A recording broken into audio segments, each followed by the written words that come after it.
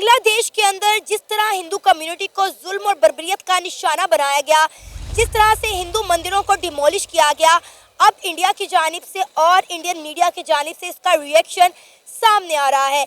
Indian media का कहना है कि जितने भी बंगाली हिंदुस्तान में रहते हैं, जिनकी तादाद 2 करोड़ से ज़्यादा है, 48 घंटों के अंदर अंदर तमाम बंगालियों को हिंदुस्तान से निकाला जाए। जहां कोई बंगाली नजर आता है उसे कान से पकड़े, उसे कॉलर से पकड़े, उसको लात मारे, उसको हिंदुस्तान से बाहर निकाले। इंडियन मीडिया का कहना है कि ये भीख मंगे जो हिंदुस्तान की भीख पर पलते रहे, जिन्हें इंडियन आर्मी ने बनाया, जिन्हें इंडियन नेवी ने बनाया, जिन्हें इंडियन एयरफोर्स ने बनाया, आज ये हमें सिखा रहे हैं।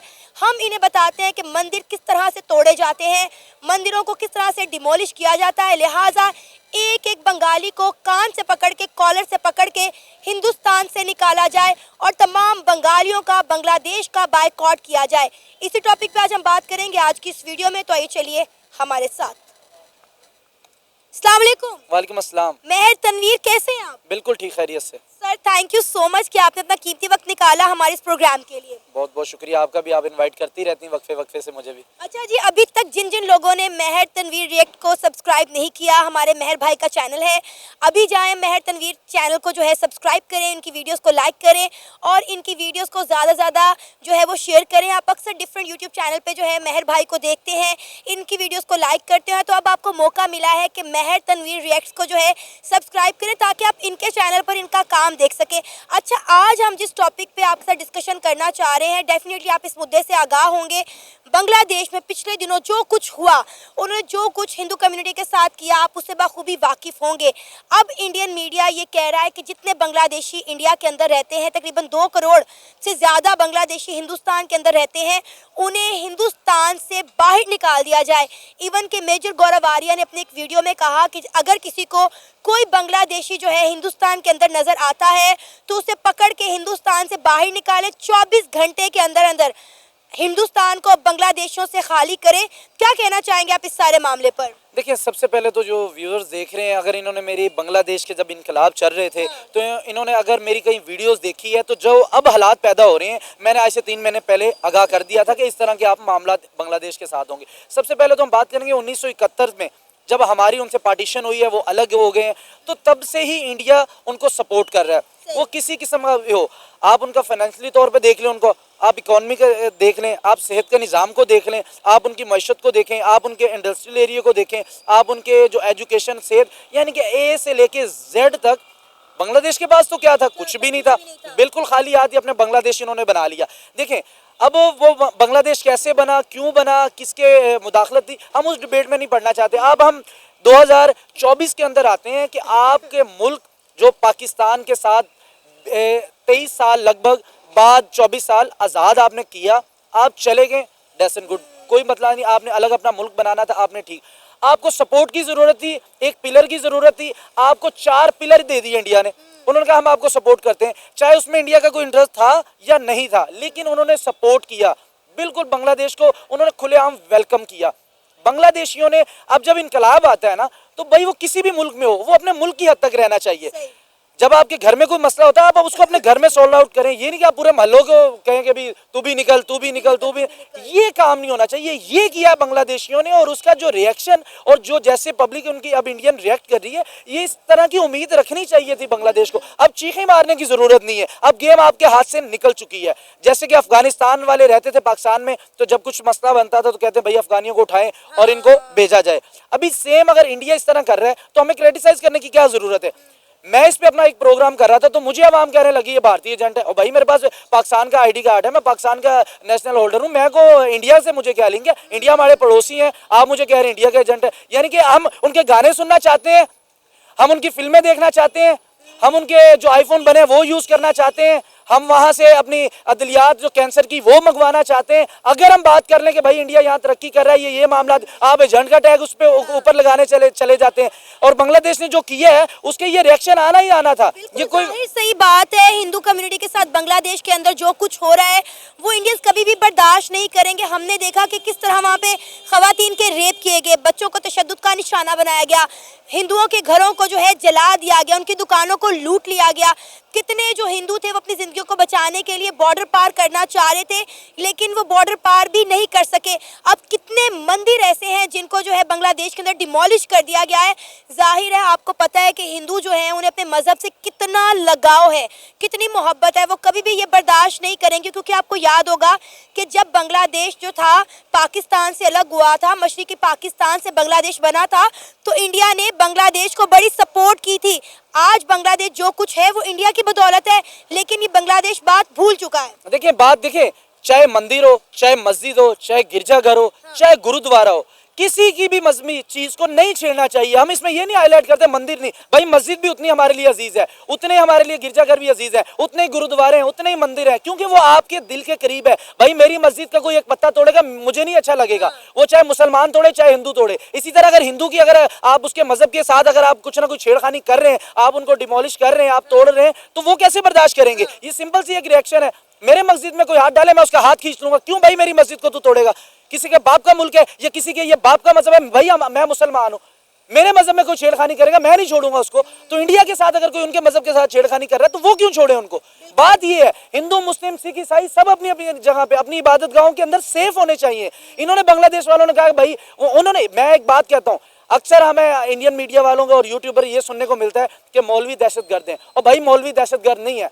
मेरा अपना यूट्यूब चैनल है, मैं उस पर भी ये ना सोचे कि मैं मौलवी दहशतगर्द नहीं है, दहशतगर्दों ने दाढ़ियां रख ली है, उसके पीछे बहुत सारे और भी तो लोग दाढ़ियां रखते हैं। आप हिट ना करें इस तरह की चीजें। बांग्लादेश ने भी यही काम किया है, उन्होंने आगे कर दिए। अब पता नहीं वो मुसलमान थे जो इंडिया के साथ उन्होंने हिंदुओं के साथ जुल्म किया है, अब किसने, अब इस पर टैग क्या लगने जा रहा है। इंडिया के साथ ताल्लुक खराब किए, बरतानिया ने आज तक एडवाइजरी जारी नहीं की थी कि आपके लिए सेफ मुल्क नहीं है बांग्लादेश, उन्होंने एडवाइजरी जारी कर दी क्योंकि उनको इकोनॉमी प्यारी है भाई, उसको चंब नहीं प्यारा, उसको धन प्यारा है। जो दुनिया को पैसा दिखाएगा दुनिया उसके साथ खड़ी है। हमारे अपने बरादर मुल्क हमें छोड़ के चले गए। यूएई में सबसे बड़ी इन्वेस्टमेंट किसकी है, इंडिया की है।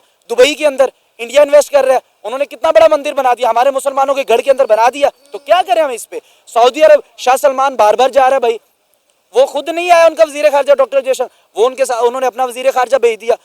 रूस में चले जाए आप, वो इंडिया के साथ ताल्लुक बेहतर कर रहा है। हमारे पड़ोसी ईरान के साथ नहीं भाई हम ताल्लुक बेहतर कर पा रहे, वो इंडिया वहां से आगे उनसे ताल्लुक बेहतर कर रहा है। अफगानिस्तान जो हमसे सीख के गया, हमसे खा के गया, सारा कुछ करके गया, चाहे हमें बाहर से फंड आता रहा, लेकिन हमारे मुल्क के अंदर रह के गया, वो हमारे साथ नहीं रहने को तैयार भाई।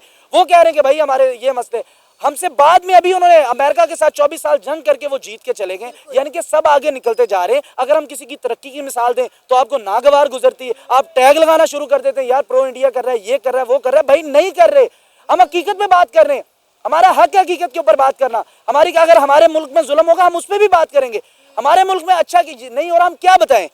मुझे बंदे कह रहे हैं आप बताएं भाई पंजाब यूनिवर्सिटी के अंदर ये लड़की के साथ ये हुआ, मैंने कहा खुदा के बंदे अपने मुल्क को जलील करो, क्या बताऊं कि पंजाब यूनिवर्सिटी के अंदर एक ही लड़की के पीछे दो लड़के भाग रहे थे, आप आपस में शूट कर दिया। बाहर की दुनिया क्या देखेगी कि यूनिवर्सिटी के अंदर पढ़ने जाते हैं या लड़कियों के साथ, ये एक लड़की के साथ आप दो लड़के अटैच और आपस में फायरिंग कर दी। ये तो हमारी जाहिलियत का आलम है। अब अगलों को सिखाने लग जाते हैं ये करें वो करें। बांग्लादेश वालों ने इंडिया के साथ पंगा ले लिया और भुगते अब। अच्छा, वैसे बांग्लादेश को इंडिया के साथ पंगा लेने से पहले 100 दफा सोचना चाहिए था कि जिस मुल्क ने हमें सपोर्ट किया। नहीं, सोचना ही बनता ही नहीं था, पंगा बनता ही नहीं था भाई। 854 बिलियन डॉलर आपने अडानी के देने हैं, इतने तो इनके पास अभी इनके अकाउंट में पैसे नहीं पड़े हुए, इलेक्शन करवाना इनको उसके लाले पड़े हुए। डॉक्टर यूनुस को इन्होंने ला के बिठा दिया है, ठीक है, उसको पता ही नहीं कि मेरे मुल्क के अंदर हो क्या रहा है। 20 साल वो बाहर बैठा है, उसको उठा के आपने लगा दिया है। अगर तुलबा ने तंजीम चलाई उसके पीछे कोई और था, आपने उसको शेख हसीना को उठा के फेंक दिया। भाई वो अगर उसने कुछ गलत किया तो आप उनसे करते, अब आप इलेक्शन के जरिए उनको भी रहने देते। आपने पूरे अपने मुल्क को साफ कर दिया, डॉक्टर यूनुस को लाके बिठा दिया। इलेक्शन से क्या हासिल हो जाएगा, किसकी हुकूमत आनी। मैं आज पेश गोई कर देता हूँ, डॉक्टर यूनुस ने फिर आके बैठ जाना है, क्या इलेक्शन करवाने का फायदा अपने मुल्क के अंदर। यही हमारे मुल्क में हो रहा है, यही तुम कर रहे हो, तुम हमसे निकले हो हम आपसे निकले, वही जो हमारे मुल्क के अंदर गंद हो रहा है वही तुम अपने मुल्क में करने जा रहे हो। अच्छी खासी इकॉनमी स्टेबल थी, अच्छे खासे हमसे आगे इनका टके की वैल्यू 1 रुपए से ज्यादा बढ़ गई। आपके जो है आपका सेहत का निज़ाम है इंडिया आपको दे रहा है, और आपके मरीज जो कैंसर के हैं जो भी बड़े इजीली जा रहे हैं, बिल्कुल जैसे करतारपुर में अब आ रहे हैं सिख यात्री वैसे उधर जा रहे हैं। आपको अगर अमेरिका जाना, आप भाई अपना आपके पास एयरपोर्ट नहीं है कि आप डायरेक्ट अमेरिका की फ्लाइट ले लें, आप नई दिल्ली जाते हैं वहां से आप बैठते हैं। फिर इतने एहसानों के बाद अगर आप किसी मुल्क को हिट करेंगे तो इससे भी बड़ा अभी रिएक्ट अभी कुछ नहीं हुआ। अभी तो इंडिया ने क्या किया, इंडिया ने अभी तक कुछ भी नहीं किया। अभी तक इंडिया खामोश बैठा है। खामोश बैठने पे ये कुछ हो गया। मैं ये कहता होता हूँ अक्सर अपने बातों में कि इंडिया जो है ना भाई, उनकी लाठी में आवाज नहीं है। अच्छा, आवाज नहीं है, लेकिन जिस पे पड़ती है ना उसकी कमर तोड़ देती है। क्यों?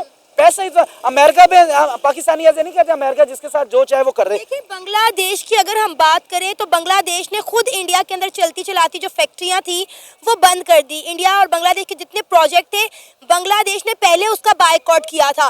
देखिए बांग्लादेश के अंदर एक सियासी इनकलाब आया था जो उनकी यूथ लेकर आई थी वहाँ के कोटा सिस्टम को लेकर, लेकिन पता नहीं क्यों इंडिया के मुखालिफ चली कि क्या शेख हसीना वाजिद को इंडिया ने पनाह देती थी इसलिए लोग इंडिया के खिलाफ हो गए थे। इसके बाद ये मामला यहाँ तक चले, ठीक है मैं मानती हूँ आपने इंडिया को कहा कि भाई आप शेख हसीना वाजिद को जो है वो हमारे मुल्क में वापस करें, इंडिया ने नहीं किया या वो कहीं और चलेगी। हिंदू कम्युनिटी को टारगेट करने का क्या मतलब था? क्यों आपने वहाँ पे मंदिर डिमोलिश किए, क्यों आपने खवातीन के रेप किए, क्यों बच्चों को तशद्दुद का निशाना बनाया? हिंदू कम्युनिटी को बांग्लादेश में क्यों ख़त्म किया जा रहा है? ज़ाहिर अब इंडियंस भी चुप नहीं बैठेंगे, उन्होंने भी तो रिएक्शन देना था और हर एक्शन का रिएक्शन होता है और वो ये आना था। मुझे ये लग रहा है कि जिस तरह अभी हमारे भी करीब हजूम इकट्ठा हो रहा है ना, ये ना हो कि आपको भी इंडियन एजेंट के ना नारे कसने शुरू हो जाएं जैसे मुझे अब आवाम करना शुरू हो गई है। पाकिस्तान फ़लस्तीन का दोस्त है कि नहीं, ये बताएं मुझे आप। फ़लस्तीन का दोस्त है पाकिस्तान? हमारा किबला अव्वल उधर है। बिल्कुल सर, ऐसे ही है। जब उधर जुल्म की इंतहा हो गई, हमारी मीडिया हमारे यूट्यूबरों ने क्यों नहीं दिखाया कि सबसे पहले पाकिस्तान से भी पहले इंडिया ने 50 टन अदलियात और बिस्तर और दवाइयां वहां भेजी हैं? क्यों नहीं बताया गया? शुरू से मैं ट्रक की बत्ती के पीछे लगा दिया कश्मीर को आजाद करवाना, आज तक किया क्या कश्मीर को आजाद करवाने में? उधर वो 5 यूनिवर्सिटीज, एक मिनट मुझे टाइम दे, 5 यूनिवर्सिटीज उन्होंने अलावा उधर है, उन्होंने स्टेटमेंट दे दी कि हम बनाने जा रहे हैं। दिवाली आई, 1 लाख दिया जला के उन्होंने पैगाम दे दिया। हमारे कश्मीरी तो हमसे जान छुड़ा रहे हैं। खड़ा करें, रखे कुरान उसके सर पे किसी कश्मीरी के, वो रहने को तैयार है पाकिस्तान के साथ, वो नहीं रहने को तैयार। भाई अगर बात करते हैं तो आपको नागवार गुजरती है, मतलब कुछ तो अकल से काम ले। एक जाहिल है, एक पढ़े लिखे भी नहीं है, मतलब किसी किस्म की कोई अकल नाम की चीज नहीं है। बांग्लादेशियों ने छेड़ के अपनी मौत को दावत दी है, उनके साथ नहीं। इंडिया को क्या फर्क पड़ेगा अगर 3, 4, 500 अगर ट्रिलियन की, हालांकि है नहीं, बिलियन की भी नहीं है, मैं ट्रिलियन की कह लेता हूँ। अगर ट्रिलियन का भी नुकसान, 500-600 ट्रिलियन डॉलर का भी नुकसान हो जाता है तो वो तो इतना स्पोर्ट्स में क्या, वो जो उनका बिल्कुल छोटा एक लेवल है ना, ये जो कबड्डी की गेम चल रही है, ये उससे वो इतना रेवेन्यू जनरेट करते हैं, उनको फर्क नहीं पड़ता। हमारे इधर एक सुई नहीं बनती और वो वहां तक हर चीज, हमारे एक चीज बनी है, हमारी एडमी कुव्वत है। डॉक्टर अब्दुल कदीर को अल्लाह जन्नत नसीब करें, उसने हमारे लिए हर चीज वो की जिसकी वजह से आज पाकिस्तानी कौम अपना सर फखर से बुलंद कर रही है। लेकिन उस बंदे के साथ हमने क्या किया? 3300 रुपए के पीछे यार, 3300 के पीछे वो बेचारा बैंकों के चक्कर लगाता रहा। उसका कसूर यह कि पाकिस्तान की खिदमत की उसने, पाकिस्तानी कौम की खिदमत की उसने। मतलब जिस बंदे ने हमारे लिए बेहतर किया है। फिर आप ये बात करती हैं कि अगर इंडिया को शेख हसीना ने वहाँ उन्होंने पनाह दी तो अल्ताफ हुसैन को पनाह नहीं दी? छोड़े लंदन, ना जाएं आप। नवाज शरीफ को सऊदी अरब ने नहीं दी? छोड़े सऊदी अरब, ना जाएं सऊदी अरब। अफगानिस्तान में भी हमारे कुछ इस तरह के पठान ब्रदर हैं जो कहीं ना कहीं कोई मसला होता है तो वो जाते हैं। छोड़े अफगानिस्तान को, क्यों जाते हो?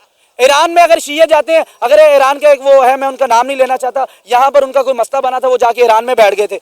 छोड़े ईरान को, ना जाए।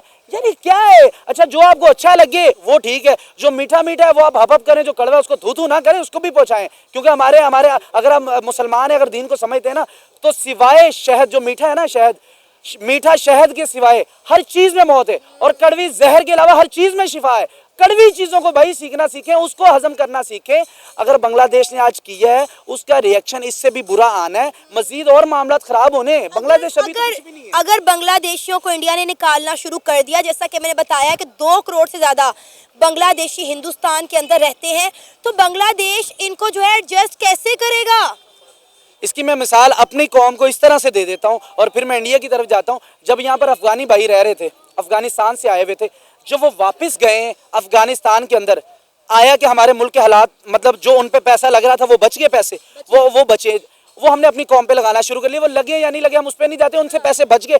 अगर इंडिया 2 करोड़ आवाम को बाहर निकालता है तो मैं एक मिनिमम से एक बंदे का कहता हूँ, एक आप महीने का 1 लाख रुपया खर्च कर लें आप, मतलब उसकी आप मेंटेनेंस के ऊपर, वो जो रोड यूज करता है, जो हॉस्पिटलाइज यूज करता है, पुलिस को यूज करता है, एवरीथिंग, जो 1 लाख रुपए लगा लें, तो खुदा के बंदे ट्रिलियन में ये बजट जाता है। तो ट्रिलियन जब एक बजट जाएगा इंडिया की इकॉनमी में, वो और ज्यादा होगी। अगर 2 करोड़ इस वक्त इंडिया, जो बांग्लादेश के अंदर आवाम रह रही, वो भूखी मर रही है, अगर 2 करोड़ बांग्लादेश के अंदर आ गया तो भाई आप तो दरख्तों को भी खाना शुरू कर दें, पत्तों को भी खाना शुरू कर दें, फिर भी भूखे मर जाओगे यार। 2 करोड़ आपके पास, आपको क्या जरूरत क्या पड़ी थी ऐसे इनकलाब की? जरूरत क्या पड़ी थी? आपका मुल्क, या तो आपकी इकॉनमी खराब हो रही हो, उठाएं आप, भाई हमें इनकलाब लाना है, या आप कहें हमारे मुल्क में खाने को नहीं मिल रहा, आप इनकलाब लाएं। आप कहें हमें बिजली नहीं मिल रही, आप इनकलाब लाएं। आप कहें हमें बेरोजगारी है, आप इनकलाब लेके आए। आपकी फैक्ट्री इतनी ज़्यादा है कि आप नेपाल वालों लोगों को लेके आ रहे हैं कि हमारी कंपनी में काम करें। इसका क्या मतलब है कि आपकी कंपनी, आपकी फैक्ट्री एरिया, आपका इंडस्ट्री एरिया ग्रोथ कर रहा था। क्यों? 80% इंडियन इन्वेस्टर उसमें बैठे हुए, इंडिया का क्यों नाम आ जाता है? अब ये भी कई चीज़ों को बड़ी चिढ़ चढ़ती होगी, यार इंडिया का क्यों नाम ले लेते हैं। इंडिया में भाई दुनिया का अमीर तरीन शख्स अंबानी बैठा है, पाकिस्तान उसने इंडिया के अंदर अपना पैसा रखा है पर टैक्स भाई नहीं देता। ऑन एयर मैं कह रहा हूँ अंबानी टैक्स नहीं देता, मैं पूरे वसूख के साथ ये बात कर रहा हूँ, ना अडानी ना अंबानी टैक्स नहीं देता। हाँ यार, अगर वो टैक्स नहीं देते वो तो इंडिया के साथ बड़ा जुल्म ज्यादती कर रहे हैं। क्यों जुल्म ज्यादती कर? नहीं भाई, वो जुल्म ज्यादती नहीं कर रहे, ये उनके वजीर आजम का एक प्लान है। बड़े बड़े बिजनेसमैनों को अपने मुल्क के अंदर रखो, छूट दो। हमारा इधर बिजनेसमैन बेचारा एक अगर वैगनार ले ले तो उसके पीछे एफबीआर बढ़ जाता है, और ले आ यार एफबीआर इधर आ, दे पैसे। क्यों लिए तूने? तेरे बाप की तूने ले लिया। और यार खुदा के बंदे, अगर उसने वैगनार ले ली है उसको कहे भाई अच्छा गुड वैगनार ली है, जीएलआई की तरफ जाना है। वो जीएलआई जब आएगी वो अपने घर पे पैसे थोड़ी दे के आएगा, वो किसी एक बिजनेसमैन को देगा, वो बिजनेसमैन हुकूमत तक पहुंचाएगा, हुकूमत तक जब जाएगा तो भाई वहां पे आएगा। जब इस तरह की चीजें होंगी, आप अपने बिजनेसमैन को डिस्टर्ब करेंगे, तंग करेंगे। स्मोक खत्म हुई को हमारे 1 हफ्ता हो चुका है। इंडिया के अंदर इसी तरह सेम स्मोक थी दिल्ली के अंदर। उन्होंने दिवाली के ऊपर 460 ट्रिलियन डॉलर की उन्होंने इकोनॉमी जनरेट कर ली। हमने यहाँ पर क्या किया? हमने 100 मिलियन डॉलर की इकोनॉमी का बेड़ा गर्क कर लिया। वो जनरेट कर, उधर नहीं थी ये स्मोक खत्म हो जानी थी। ये हमें पता है, स्मोक इस तरह नहीं खत्म होगी कि आप दुकानों के बंद करवा दें। लोग रो रहे हैं, पिट रहे हैं भाई साफ अल्फाजों में।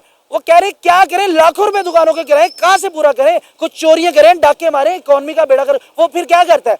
वो कहता है भाई बेच इस दुकान को, बेचेगा दुकान को। कारोबार तो बंद हो गया है, कारोबार बंद हो गया, बाहर जाएगा। पाकिस्तान खाली होता जा रहा है। नौजवान इस साल 12 लाख बाहर निकल गए, ठीक है। वो 12 लाख जब बाहर जाके बैठता है तो वो पैसा तो जरूर बेचता है, लेकिन आप किस चीज की आप कमी कर रहे हैं? आप जो आपकी पावर स्ट्रेंथ है आप उसकी कमी कर रहे हैं।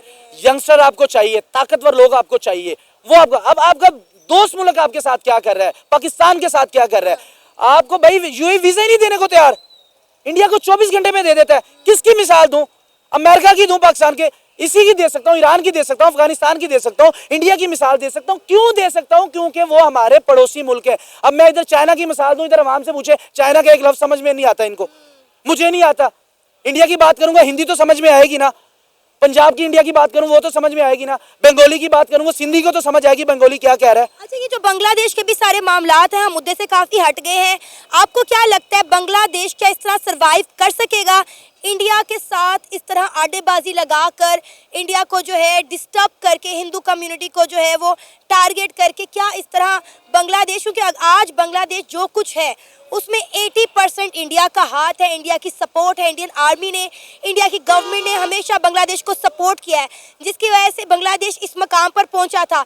लेकिन अब उन्होंने अपने मुल्क का खुद ही बेड़ा गर्क कर लिया, इंडिया के साथ ही जो है काफी उन्होंने पंगे लिए। तो क्या लगता है बांग्लादेश अब सर्वाइव कर सकेगा? पहले तो आपकी बात से थोड़ा सा डिसएग्री करता हूँ। 80% इंडिया ने इनको सपोर्ट की और 20% जो बचते थे ना वो बांग्लादेश के पास आवाम थी, तो ये मिला के हो गया 100%। यानी कि 20% भी नहीं इनके पास कुछ था। जब ये अलग हुए क्या इनके पास था? कुछ भी नहीं था। इकोनॉमी में ये क्रैश कर चुके हैं, क्या दिवालिया होना बाकी है। अगर वहाँ का अडानी कहे मेरे पैसे दे दो, दिवालिया हो गया, उसी वक्त दिवालिया हो गया। आपकी इंडस्ट्रियल एरिया पे आपने खुद हमले करके चलते हैं मुल्क का, हमारे तो मुल्क में फिर मसले मसाइल चल रहे हैं, हम उस पर प्रोटेक्ट कर रहे हैं या कोई मामला हमारे चल रहे हैं, चलते हैं मुल्क का आपने बेड़ा गर्क करके रख दिया। और अब क्या होगा? जैसे बरतानिया ने ट्रेवल एडवाइजरी लगा दी, भाई अब जरूरत किसकी? दुनिया को जरूरत इंडिया की है, बांग्लादेश की नहीं है। क्योंकि इंडिया हर चीज उनको प्रोवाइड करके दे रहा है। आईफोन उन्होंने अपने मुल्क में बना के पूरी दुनिया को हैरान कर दिया, सबसे ज्यादा बेच डाले। महिंद्रा की गाड़ियां बना के सबसे ज्यादा, टाटा बना रहा है, पूरी दुनिया यूज कर रही है। बांग्लादेश केड़ी चीज बना रहा है जो मैं बता दूं कि वो यूज कर रहे हैं? उनको क्या बांग्लादेश से लगे? बांग्लादेश तो हमारी तरफ यूं करने वाला है, यूं करने वाला नहीं है। हमारी कौम को बताया नहीं जाता कि भाई पिछले 4 महीनों के अंदर हमने 365 बिलियन डॉलर की दवाइयां ले ली है यार इंडिया से। उन्होंने हमसे एक भाई पेंसिल तक नहीं ली। वो कहते क्यों ले हम आपको? वो कहते बराबरी पे आओ फिर बात करेंगे। बराबरी पे कैसे हम जाएंगे? वो चांद पे चढ़ गया, हमारे हुक्मरान अवाम पे चढ़ गए, फर्क इतना सा रह गया बस। अब इसके अंदर से बांग्लादेश एक ही हाल में निकल सकता है, सिलेंडर कर दे उनको जाके, कहे भाई ठीक है। लेकिन वो भी कैसे नहीं हो, वो बाज आएंगे। मैं पहले बात कर चुका हूँ, इंडिया की जो लाठी में आवाज नहीं पड़ती, कमर तोड़ देती। भाई उनकी इकॉनमी तगड़ी है, फाइनेंस। हम आपस में इधर लड़ लेते हैं। जो फाइनेंशियली तौर पे तगड़ा होता है वो जीत जाता है, अगर वो गलत भी हो वो जीत जाता है, क्योंकि फाइनेंशियली तौर पे वो तगड़ा है। इसी तरह अभी बांग्लादेश के साथ ये होना है। इंडिया भाई आपका बाप है, उसने बेटा समझ के आपको पाला है। आज बेटा उठ के बाप को आंखें दिखाएगा तो रिएक्ट तो करेगा बाप। अब वो क्या करेगा, तो ये कई बाप होते हैं वो अपनी जायदाद से बेदखल कर देते हैं, कई होते हैं कहते हैं भाई हम अपनी ये जो चीज़ें हैं उससे हम बेदखल कर रहे हैं। यानी कि कहने का ये मकसद है कि आपने इस डिठाई के साथ एहसान फरामोश शख्स का आपने टैग लगा दिया। अब कोई मुल्क और भी आपके साथ नहीं भाई करेगा। नेपाल को चाहिए थी बिजली, उन्होंने कहा यार ये लो पकड़ो यार, आप बिजली क्या, आप ये कारखाना ही अपने पास रख लो। क्यों? उनको छोटे छोटे मुल्कों की ज़रूरत इस वजह से है कि उनकी आवाम कहीं आए जाए, घूमे फिरे, ट्रैवल करे और कुछ इकॉनमी भी जनरेट हो। यानी कि वो अपने दोस्त ममालिक के साथ ऐसे करे। ओए हम किधर खड़े हैं यार, हम जहाँ भी जाते हैं हमारे वज़ीर आज़म साहब को पीछे खड़ा कर दिया जाता है। मोदी जाता है उसको तैयब उर्दगान भाई इजराइल का वज़ीर आज़म नहीं पकड़ता, और तैयब उर्दगान टर्की का सदर उसका हाथ पकड़ के उसको लेके आता है, यार सेंटर में आके खड़ा हो मेरे साथ। क्या बात करते हैं, हकाइक पे बात करें, समझें। ये कोई हिंदुस्तान की बात करने से मैं इंडियन नहीं हो रहा। हिंदू बड़े हिंद है, अभी भी बड़े हिंद है। निकाले नक्शा, किराया चेंज नहीं करवाया अभी तक, ट्रक की बत्ती के पीछे कौम को लगा दिया और बेड़ा गर्क हुआ पड़ा हमारे मुल्क का। अवाम खाने के लाले पड़े हुए। इंडिया में भी है इस तरह की चीज़ें। मैं ये नहीं कह रहा कि इंडिया के अंदर नहीं, बिल्कुल भी इंडिया 100% परफेक्ट है, इंडिया में भी 10% है, लेकिन हमारा 90% है। ये मसले मसाइल हैं डिफरेंट। जब जितना गुर्बत का, आप गुर्बत की लकीर से जितने लोगों को ऊपर लेके आएंगे तो वो आपका जो मईशत है वो तगड़ी होती जाएगी। आपकी जो आपके मामलात हैं, आपके जो फाइनेंशियली तौर पे आपके मामलात हैं वो बेहतर होते जाएंगे। इंडिया का बच्चा पैदा होता है वो इंडियन रुपीज़ में 12 लाख का मालिक है। हमारा बच्चा पैदा होता है वो पाकिस्तानी रुपीज़ में 24 लाख का कर्जाई है। यानी कि डिफरेंट ही यहाँ पे आ गया। यानी कि हम जिस रफ्तार से हमारे यहाँ पे पाकिस्तान में बच्चे पैदा करने की ग्रोथ है, वो न्यूजीलैंड जैसा, हर न्यूजीलैंड जितना मुल्क है ना उतना हिस्सा हम हर साल अपने मुल्क के अंदर डाल देते हैं। यानी कि मतलब समझने की बात ही नहीं है। कोई बात करे जी ये वो फलां फलां, यार मतलब मैं तो कसम से तंग आ गया हूँ। मीडिया पे, दूसरी डिजिटल मीडिया पे अगर जैसे कि हमारे नेशनल मीडिया उन पे बात करता था तो बातों को कट किया जाता था। मेरा दिमाग बढ़ गया यार, बनाओ यूट्यूब चैनल, आओ बात करूं यार, यूट्यूबरों के साथ करूं, मेरा पैगाम कहीं तो पहुंचेगा, कहीं तो कुछ ना कुछ तो होगा। बंदे कहते हैं यार अकेला बंदा क्या करेगा, और भाई अकेले बंदे सारा कुछ करते हैं। जब एक चलता है तो कौम फिर ही बनती है। डर निकाले अपने दिन से, आप आए इकट्ठे हो। लेकिन बांग्लादेश के लिए फाइनली यही पैगाम है भाई, साफ अल्फाजों में बुरा ना मनाए, बुरा ना मनाना, पाँव में पड़ जाओ, इसके अलावा कोई हल नहीं है। दुनिया बॉयकॉट करने जा रही है। बरतानिया का क्या मतलब है कि आपने G9 और अब 20 और 27 में जब बात आनी है तो FATF में तो पहले आप नहीं है, तो इसका आप बिल्कुल बॉयकॉट कर जाएंगे। आपका हाल बहुत बुरा हो जाएगा। मतलब आपके पास खाने के लाले अभी पड़े हुए। अभी इनके बांग्लादेश के पास गंदम नहीं है। अच्छा, अब कहेंगे ज़मीन है उगाते क्यों नहीं है, भाई उगाने के लिए पैसा नहीं है। वो उनके पास जो उनके खादें आनी चाहिए, जो पानी आना चाहिए, अडानी बिजली बंद कर दे तो इनकी वैसे ही मैं कहता हूँ पूरा बांग्लादेश ही अंधेरे में डूब जाए। रीज़न क्या था? कहीं ना कहीं जो इंडिया के भी बड़े थे ना उनको भी इनकी औकात का पता था। उन्होंने हर चीज़ अपने, उन्होंने बिजली दी ज़रूर है लेकिन उन्होंने कारखाना अपने पास रखा है, उत्तराखंड में उन्होंने रखा है। उन्होंने ये नहीं किया कि हम इसको बांग्लादेश के अंदर बना दें, क्योंकि उनको पता था एक ही मुल्क था, बड़े हिंद था। बांग्लादेश भी वही था, पाकिस्तान भी वही था, इंडिया तो वही था। उनको पता था किस जगह के लोग क्या कर सकते हैं, वो एक प्लानिंग से चलते हैं। पिछले 12 सालों में इंडिया का एक वजीर आज़म है और हमारे माशाल्लाह साहब 7वां वजीर आज़म है। यहीं पे इसी यानी कि एक बंदे को सर जहाँ पॉलिटिकल इस्तेकाम नहीं होगा वहाँ मुल्कों का यही हाल होगा। बांग्लादेश ने तरक्की की वजह क्या थी? क्योंकि शेख हसीना वाजिद बार बार इलेक्ट होके अपनी गवर्नमेंट संभाल रही थी, उसको पता था मैंने क्या करना है। अब सबसे पहले हम एक घर लेते हैं ना तो एक नया किराएदार अगर शिफ्ट कर देना, वो अच्छी खासी बनी इमारत को रंग करना शुरू हो जाएगा। इतना मतलब अकल ये नहीं, इंसानी फितरत है ना कि मैं बेहतर करूं, लेकिन ये नहीं पता कि भाई जो पैसे वो लगा के गया है उसका तूने बेड़ा गर्क कर लिया है, तो अपने पैसे बचा सकता था, उसको कहीं और लगा सकता था। यही एक मुल्क का वजीर आज़म करता है। जब एक अच्छे प्रोजेक्ट बना रहा होता है कोई वजीर आज़म तो वो उसको आता है, वो डिमोलिश करता है, नहीं यार दफा कर, ये तो अच्छा ही नहीं था, मैं इससे बेहतर करूं। और भाई जो डिमोलिश कर रहा है उस पर भी तो पैसे लगे हैं, वो तेरे बाप के लगे हैं, वो पाकिस्तानी कौम के लगे हैं या इंडियन कौम के लगे हैं या बांग्लादेश कौम के लगे हैं, वो कौम का पैसा है। वो जब एक बंदा बैठा हो तो उसको पता होता है कि यार ये बिल्डिंग एक बनानी है मैंने और इसको बनने में 5 साल लगेंगे, तो मैं इसके ऊपर काम करता हूं अपना, और 5 सालों में जो कुछ होना है ये मेरी ज़ेरे निगरानी होना और मैं तरक्की करूंगा। इंडिया की जीत की वजह, इंडिया की इकॉनमी की पावर की वजह, इंडिया इतना ज़्यादा जो अप लेवल पे चला गया, दुनिया उसके साथ अब जब बात करती है तो इंडिया ऐसे देख के नहीं बात करता, ऐसे देख के बात करता है। तो हम जब भी जाते हैं हमारी ये चीज़ होती है। मतलब डिठाई की इंतहा है, शर्मिंदगी की इंतहा है। देखिए यूएई हमें बैन कर चुका है, इंडिया को 24 घंटे में वीज़ा दे रहा है, सऊदी अरब उनके साथ ताल्लुक बना रहा है, यानी कि टोटली ना हमारी जो अपने पाकिस्तान के मामला है वो हर किसी चीज़ में फ्लॉप जा रहे हैं।